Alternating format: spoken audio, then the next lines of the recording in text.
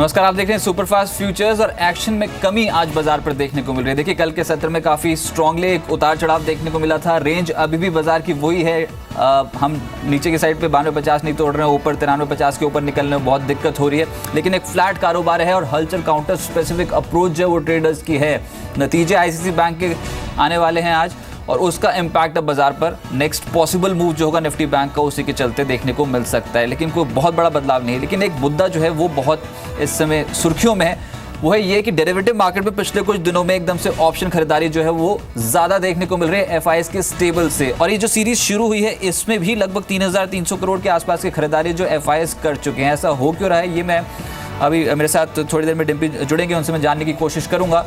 लेकिन मुद्दा है ये कि जब पिछली सीरीज़ की स्टार्ट हुई था तब भी बहुत हैवी पोजीशंस थी मार्केट पे। एक ब्रेकआउट कैंडिडेट था निफ्टी पे तेज़ी बन गई और उसको हेज करने के लिए पोजीशंस जो हैं एफआईएस ने पुट के थ्रू बना ली। इस सीरीज़ में भी रिकॉर्ड स्तरों के आसपास ही बाजार ट्रेड कर रहा है और पुट राइटिंग शुरुआती सत्र में पुट एक्टिव जो है खरीदारी देखने को मिल रही है।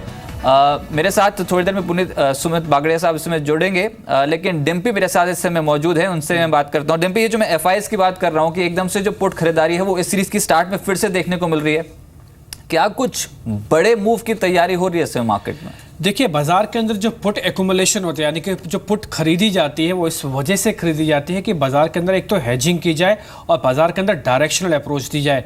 हमारी चिंता तभी से बढ़ गई थी जब पुट्स के अंदर लगातार हमने कई दिनों का एक्यूमुलेशन आते हुए दिखा है। आप ऐसा ही समझ सकते हैं कि पूरी अप्रैल के अंदर और हमने अब मई सीरीज की शुरुआत हुई है, इसके अंदर भी ऑप्शंस के अंदर ट्रेड बहुत बढ़ गया। आप खुद ही आंकड़े बता रहे हैं कि अब तक मई के अंदर अब तक सिर्फ 3220 करोड़ के आंकड़े हमको मिल चुके हैं।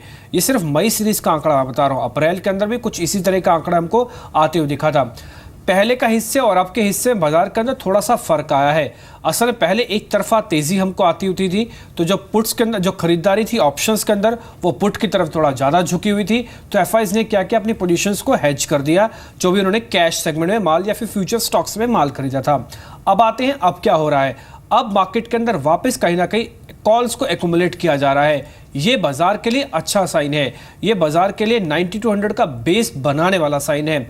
इस लिंक के पीछे हमारी सिर्फ दो ही चीज़ बताने की मंशा है। पहली मंशा ये है कि मार्केट के लिए 9200 का जो सपोर्ट है वो बहुत ही अहम सपोर्ट है। अब इस सपोर्ट को आप बिल्कुल पक्का मान लीजिए। और इस ऑप्शंस में जो खरीदारी हुई है, चाहे 1 महीना पुराना या फिर इस सीरीज का डाटा देखेंगे, इसके एक मीनिंग तो तय है कि कम से कम 200 से 250 पॉइंट का स्विंग मार्केट के अंदर आएगा। ये एफआईएस की पोजीशन से साफ साफ पता लग रहा है। ये 9400 टूटेगा तो 9600, अगर 9200 टूट गया यानी कि 9200 टूटा तो फिर सीधा 9000 भी जा सकते हैं। इसलिए तैयार रहिए, जी बिजनेस आपके फायदे की बात बोल रहा है। और इसी के अंदर ध्यान रखिए, जब भी ये रेंज ब्रेकआउट होगा कम से कम 200 पॉइंट का रेंज ब्रेकआउट के लिए आप तैयार रहिए, ब्रेकआउट या ब्रेकडाउन बोथ द कंडीशन में। और अभी तक का आंकड़ा, और अच्छा एक और चीज़ मैं आपके सामने रख दूं जल्दी से, बाद में सुमित भी आपको बताएंगे इसके लेवल्स। इसमें जो आईवी है वो भी थोड़ा कम है। अभी इंडिया विक्स करीब 10 की रेंज में चल रहा है। ये जैसे विक्स आपको 10 से 13 तक पहुंचता हो दिखेगा, ये रेंज ब्रेकआउट या ब्रेकडाउन होने वाली कंडीशन आपको दिख जाएगी। इसलिए विक्स को भी अपने स्क्रीन पर लगा लीजिए। ऑप्शंस का डाटा ये कहता है कि मार्केट के अंदर 200-250 पॉइंट्स की तैयारी हो रही है, वो किसी भी तरफ हो सकता है। अभी तक की प्रोबेबिलिटी शायद लॉन्ग की तरफ की दिखती है। शुक्रिया ये इंपॉर्टेंट जानकारी हम तक शेयर करने के लिए। और इनफैक्ट ये बहुत इंटरेस्टिंग पॉइंट था कि इंडिया विक्स नीचे है, आईवीज जो है ऑप्शन की वो भी नीचे हैं, और एक कंसोलिडेशन फेज आ जाए मार्केट में वो बेहतर समझा जाएगा। उसके बाद सेटअप के हिसाब से एक बड़े मूव की तैयारी जो इंडियन मार्केट्स कर रहे हैं और एफआईएस अपनी पोजीशन हेज कर रहे हैं लगातार। पुट्स की एक्यूमुलेशन ज़्यादा है इस समय। सुमित, आप बताएं, निफ्टी की अभी जो रेंज है, क्या किसी भी साइड पे ब्रेकआउट आप प्रेडिक्ट कर रहे हैं क्लाइंट्स के लिए, या फिर ये जो रेंज है जो कंटिन्यू होती हुई नजर आएगी, और क्या सपोर्ट, क्या इंपॉर्टेंट रेजिस्टेंस लेवल आप जिसमें समझते हैं जिसमें मार्केट ट्रेड करेगा? हाय, गुड आफ्टरनून रजत। वेल देखिए, इमीडिएटली एब्सोल्युटली निफ्टी एक रेंज में ट्रेड कर रहा है, बट जैसे कि अभी डिम्पी ने बताया और आप लोग भी बोल रहे हैं, ये जरूर एक बड़ा मूव आने वाला है निफ्टी के अंदर, जिसमें इधर साइड हमको मूव देखने को मिल सकता है। आई थिंक फिलहाल एट प्रेजेंट अगर जो भी बाइंग कर रहे हैं निफ्टी के अंदर, वो स्ट्रिक्ट स्टॉप लॉस से बाइंग करें। 9280 का स्ट्रिक्ट स्टॉप लॉस निफ्टी के अंदर लगा के रखें और 9370 9400 तक के ही एक बार टारगेट होने चाहिए निफ्टी के अंदर। अगर निफ्टी ने 9280 का लेवल तोड़ा और क्लोजिंग बेसिस के ऊपर इसके नीचे अगर बंद दिया तो हमको 9100 या शायद 9000 तक के लेवल्स आने वाले हफ्ते से 10 दिनों के अंदर निफ्टी के अंदर देखने को मिल सकते हैं। यहाँ पे बाई की पोजीशंस थोड़ी सी सी कॉशियसली लेनी चाहिए। 9280 का स्टॉप लॉस होगा। ऊपर में 9350 9370 का लेवल है, अगर इसके ऊपर ये कन्विंसिंगली क्लोज देता है 2 दिन के लिए तो ही हमको 9500 9600 के लेवल्स देखने को मिलेंगे। अदरवाइज थोड़ा सा डाइसी सिचुएशन तो है। चलिए, एक रेंज में मार्केट्स फंसा रहेगा। इस लिंक का मुख्य उद्देश्य यही था बताना आपको कि देखिए आईवीज बहुत कम है, बड़ा स्विंग आएगा ज़रूर, लेकिन अभी फिलहाल जो डेटा बता रहा है इस ऑप्शन इस सीरीज़ की शुरुआत में वो यही संकेत दे रहा है कि एक रेंज में बाजार फंसा रहेगा, कंसोलिडेशन मोड पे है। अगर आईवीज बढ़ती हैं तो ऑब्वियसली यहाँ पर जो हो सकता है कि एक बड़े मूव की तैयारी कर ले मार्केट, लेकिन एक नैरो रेंज में भी उतार चढ़ाव ज़रूर देखने को मिलेगा। मेरे साथ इस समय मनीष मिश्रा साहब मौजूद है। मनीष जी नमस्कार, आप बताएं मार्केट्स पे, निफ्टी पे अप्रोच बताएं और एक स्टॉक जिसको क्लोजली ट्रैक कर रहे हैं सर आज के लिए। नमस्कार रजत जी। देखिए, जहाँ तक निफ्टी का सवाल है, हमें लग रहा है कि अभी निफ्टी एक रेंज बाउंड में ही काम करती रहेगी, और लेकिन जब तक 9400 के ऊपर ट्रेड करना निफ्टी शुरू नहीं करती तब तक हम कोई बहुत बड़ी तेजी नहीं देख रहे। लेकिन फिर भी बायस जो है तेजी का ही है, और हम यहाँ पे अगर ट्रेड लेना होगा तो 9280 के स्टॉप लॉस के साथ 9380 के टारगेट के लिए निफ्टी को बाय करना पसंद करेंगे। अच्छा, स्टॉक कौन सा ट्रैक कर रहे हैं सर क्लोजली?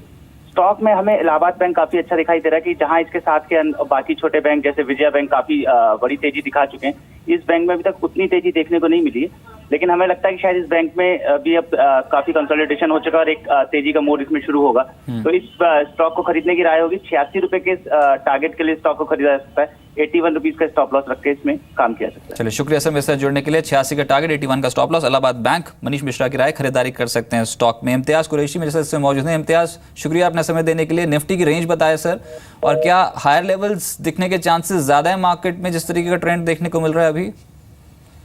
चलिए, इनसे संपर्क दोबारा स्थापित करने की कोशिश करेंगे। लेकिन सुमित, यहाँ पर आज के सत्र में निफ्टी बैंक में कुछ ज्यादा हलचल है नहीं, आपने क्या आइडेंटिफाई किया, क्या इसमें रेंज बनी रहेगी और किस रेंज में, किस बैंड में कामकाज होगा निफ्टी बैंक में? देखिए रजत, इमीडिएटली बैंक निफ्टी थोड़ा सा ज्यादा मजबूत है। आज हमको ऊपरी लेवल से थोड़ा सा दबाव जरूर देखने को मिला है, बट ओवरऑल अगर हम रेंज देखेंगे बैंक निफ्टी की तो वो 22,150 नीचे में और ऊपर में 22,400 22,500 के लेवल्स बने हुए हैं।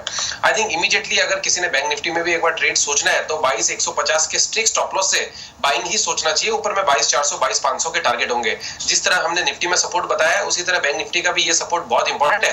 अगर ये लेवल टूटे तो हमको 21,800 21,700 तक के लेवल्स बैंक निफ्टी के अंदर देखने को मिल सकते हैं। फिलहाल 22,150 में के स्टॉप लॉस से बाइंग में रहे, 22,400 22,500 के टारगेट। चलिए, इम्तियाज कुरैशी साहब इसमें मौजूद हैं। इम्तियाज, बताएं निफ्टी पे आपकी रेंज क्या है और कौन सा स्टॉक आज के लिए चुना है आपने? देखिए रजत जी, वेरी गुड आफ्टरनून। मार्केट अभी भी रेंज बाउंड में ही चल रहा है। मेरे ख्याल से रेंज बाउंड आने वाले दिनों में 1-2 दिनों में ब्रेकआउट हो जाएगा। तो नीचे में 9260 के स्टॉप लॉस से स्पॉट निफ्टी में बाई किया जा सकता है 9380 के टारगेट के लिए। ठीक है, 9300 के नीचे के लेवल अब फिर से फिसले हैं। 9300 के लेवल को होल्ड नहीं कर पाया, उसके नीचे कामकाज कर रहा है इस समय इंडाइसेस। लेकिन एक स्टॉक बताएं सर जो तेजी के साइड पे चुना है आपने। देखिए, जेट एयरवेज में मेरा काफी पॉजिटिव रुझान है। यहाँ पे स्टॉक्स ने higher top higher bottom formation continue रखा है। यहाँ पे 520 के स्टॉप लॉस से बाय किया जा सकता है। मेरे ख्याल से BTS भी किया जा सकता है। ऊपर के टारगेट जो हो गए 545 तक के लिए। चलिए, बहुत शुक्रिया सर मेरे साथ जुड़ने के लिए। 545 का टारगेट आप जेट एयरवेज पे सुझा रहे हैं, इसमें तेजी बन सकती है। 520 के स्टॉप लॉस के साथ अगले दिन तक के लिए पोजीशंस कैरी कर सकते हैं। मेरे साथ अब बात करने के लिए आशीष केयाल साहब मौजूद हैं। आशीष जी नमस्कार, निफ्टी की रेंज बताएं सर, और कौन सा स्टॉक है जो खरीद के चल सकते हैं यहाँ पे?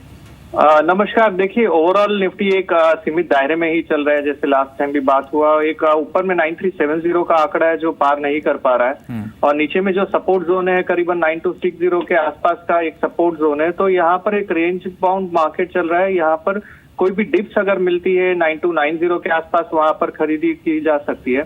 स्टॉप लॉस 9240 का लगा के रखना होगा जो कि रेंज के थोड़ा नीचे है, और टारगेट 9360 का जो अपर एंड ऑफ द रेंज है वो रख सकते हैं। तो कुल मिलाकर 9240 का एक स्टॉप रखिए, 9360 का निफ्टी में एक टारगेट रखिए। जब तक ये रेंज बरकरार है, ब्रेकआउट आएगा अगर 937080 के ऊपर, तभी फिर ट्रेडिंग स्ट्रेटेजी थोड़ी चेंज करनी होगी। स्टॉक बताएं सर। स्टॉक में पहला ये जो स्टॉक है अरविंद है। अरविंद लिमिटेड ने काफी अच्छा रुझान दिखाया। आज के दिन में ही एक छलांग लगाकर करीबन 420 के आसपास ट्रेड कर रहा है। तो यहाँ पर बाय किया जा सकता है। नीचे में स्टॉप लॉस जो है वो 410 का रखना होगा, जो वो मोमेंटम बार बनाया उसके जस्ट नीचे का है, और टारगेट ऊपर में रखना होगा 440 का।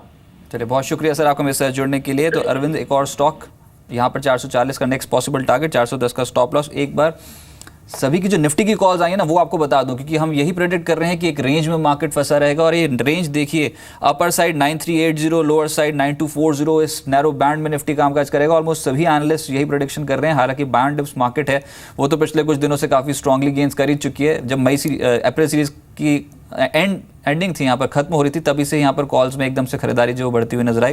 लेकिन मुद्दा ये है, ये एक रेंज नैरो होती चली जाएगी और उसके बाद ब्रेकआउट की संभावना बहुत स्ट्रांगली बन जाएगी। फिलहाल just as a hedging tool FIIs जो है वो पुट्स की एक्यूमुलेशन कर रहे हैं पिछले 2 ट्रेडिंग सेशन में। लेकिन अभी अरविंद पे बात हो रही थी, अरविंद जेट इलाहाबाद, ये कुछ जो स्टॉक्स डिस्कस हुए इसमें अरविंद आज स्ट्रांगली गेन्स कर रहा है। सुमित जी, या टेक्सटाइल शेयर्स की बारी है, सबसे पहले ये दोनों शेयर्स देख के बताएं, अरविंद और रेमंड, दोनों पे टारगेट्स क्या निकल के आते हैं? अरविंद के अंदर तेजी बन रही है 420 के ऊपर। अगर आज हमको क्लोजिंग देखने को मिल जाती है तो अरविंद के अंदर यहाँ से एक अच्छा मूव देखने को मिल सकता है, जिसमें ऊपर में 440-450 के लेवल्स भी हमको देखने को मिल सकते हैं। आई थिंक अरविंद के अंदर एग्जिस्टिंग लॉन्ग पोजीशंस होल्ड करके चलना चाहिए, और अगर फ्रेश लॉन्ग भी अगर कोई करना चाहता है तो बिल्कुल कर सकता है अरविंद के अंदर, क्योंकि स्ट्रक्चर अच्छा दिख रहा है। दूसरी तरफ रेमंड थोड़ा सा ओवरबॉट लग रहा है, तो रेमंड के अंदर एक बार फ्रेश बाइंग अवॉइड करें, एग्जिस्टिंग लॉन्ग पोजीशंस होल्ड कर सकते हैं। ऊपर में इमीडिएटली 810-840 के टारगेट्स हमको देखने को मिल सकते हैं रेमंड के अंदर। सेंचुरी टेक्सटाइल्स भी बता दें, 5% से ज्यादा की तेजी, वायदा कारोबार में सबसे ज्यादा बढ़ने वाला शेयर साबित हो रहा है आफ्टर रेमंड। क्या करना चाहिए सेंचुरी टेक्सटाइल में? पोजीशंस को होल्ड करना चाहिए। ब्रेकआउट है स्टॉक के अंदर, पिछले 5 दिनों का जो एक छोटा सा फॉल था उसको आज एक ही दिन में स्टॉक ने एंगल्फ किया है, वो बहुत ही पॉजिटिव साइन हो जाता है स्टॉक के लिए।